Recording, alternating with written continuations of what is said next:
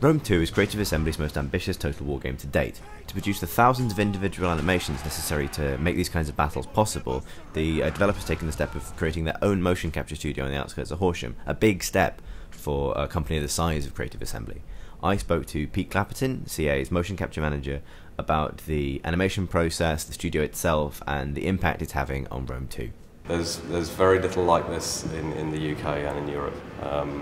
There are other developer-owned motion capture studios around the world, some much larger. I believe EA have quite a massive setup.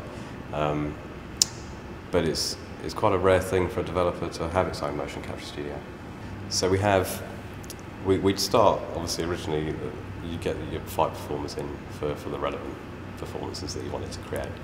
The motion capture is then done, it's then cleaned up. That cleaned up data gets put through Motion Builder onto a character. An animator then does their part of the work. Motion capture is probably 40% of the animation process. The animators then do the hands, any additional weapon animations, facial animation, and just generally tidies it up, cleans it up to a far better sort of scenario than what you would see real time running on screen. A lot of the heavy combat will be train fight performers. The rest of it is basically the animation team, all thumping each other with swords. It brings more realism. It brings, again, a higher quantity of animations, so it gives us more variation and better detail, really, within our animations.